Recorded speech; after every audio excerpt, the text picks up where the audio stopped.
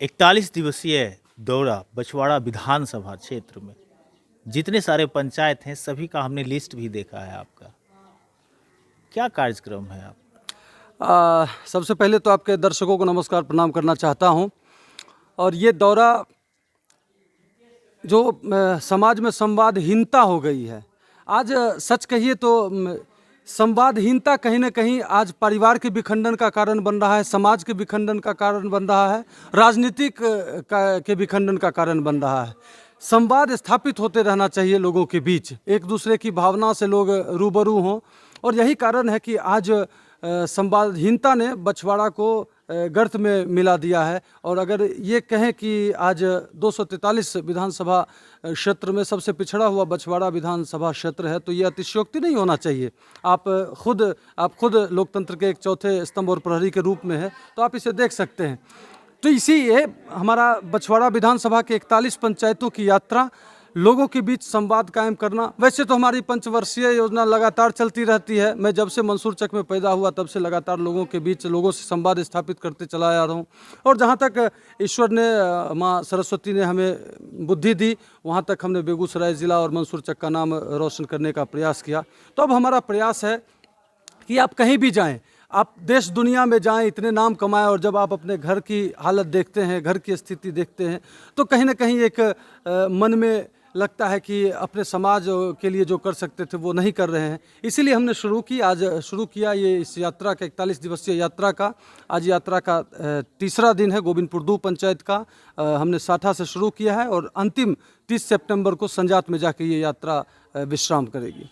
इस यात्रा में क्या देख पा रहे हैं आप? जब 41 दिवसीय यात्रा है तो मुझे लगता है कि विधानसभा का चप्पा चप्पा आप जाएंगे, तो यहाँ पे आप देख क्या पा रहे हैं 30 साल 35 साल के कार्यकाल में? ये 30-35 साल नहीं, बल्कि मैं तो कहूँगा कि 70 साल के बाद बछवाड़ा में जो विकास की भूख है, जो ललक है, वो कहीं ना कहीं एक जो पिछड़ेपन की समस्या है, आज लोगों में एक अंबार है समस्याओं के ढेर पर ये बछवाड़ा बैठा हुआ है। जिधर जाएं, जिधर हाथ रखे वहीं से लगता है विस्फोट हो जाएगा। लोगों की भावना में जाके अगर आप घूम रहे हैं, लोगों को छुएं, तो हर लोग आज त्रस्त है जो, और उनमें एक भूख है कि जैसे देश दुनिया में एक विकास की किरण है, वो कहीं ना कहीं बछवाड़ा उस विकास में बड़ा कोसों दूर लग रहा है।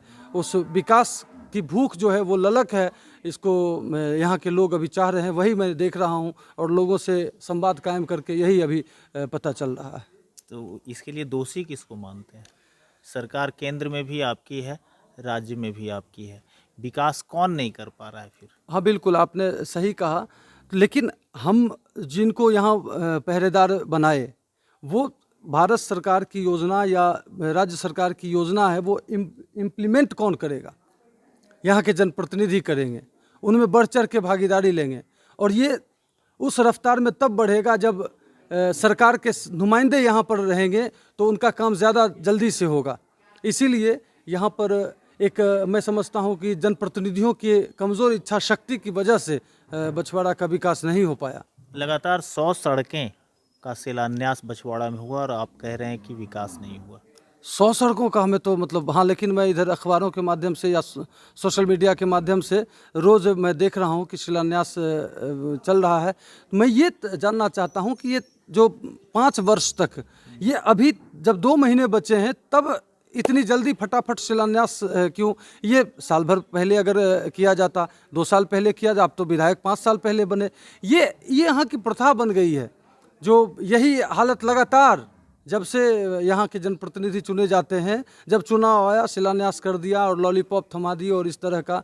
तो हमें लगता है कि ये जो शिलान्यास हुआ है वो अगले 5 साल तक बन जाए तो यही बहुत बड़ी बात होगी। मतलब एक कार्यकाल आप लोग लेते हैं सिर्फ शिलान्यास के लिए? बिल्कुल, एक ये कार्यकाल शिलान्यास में बीता और हमें लगता है कि अगले बार 5 साल में वो काम होगा। इस बार विधानसभा किस करवट बैठने जा रही है बछवाड़ा में?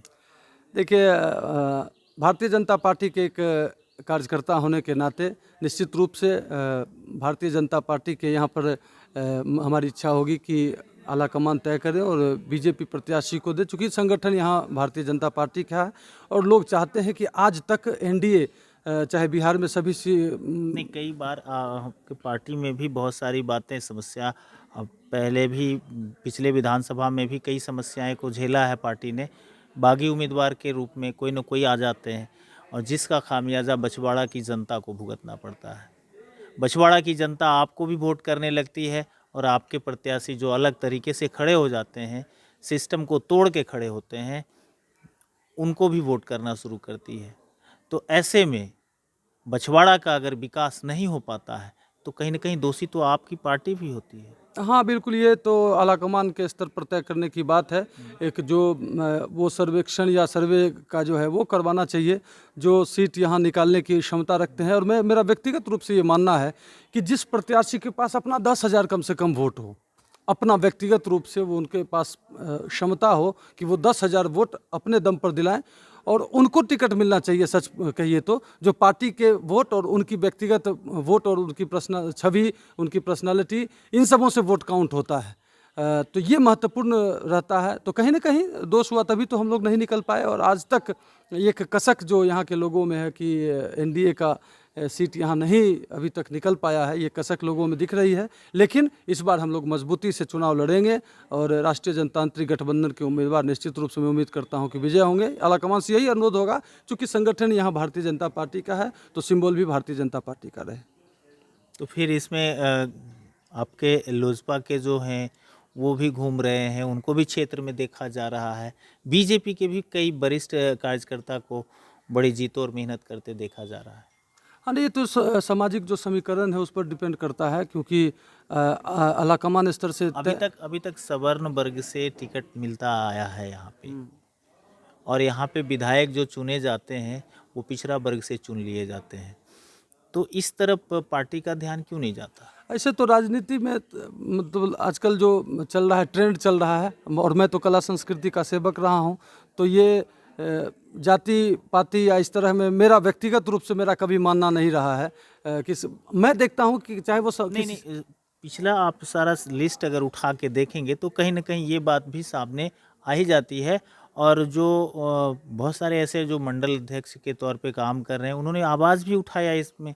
तो कहीं ना कहीं ये डर फिर से उभर करके सामने आता है कि कोई ना कोई फिर कहानी नई बनेगी और एक बार फिर से वही रिजल्ट होना है जो पहले होते आया है। हाँ, तो अगर ऊपर से अगर गलतियां होगी तो उसका तो खामियाजा भुगतना पड़ेगा, सीधी सी बात है। मुझे ज़्यादा कुछ लाग लपेट में कहने के, राजनीतिक रूप से लाग लपेट कहने नहीं आता है।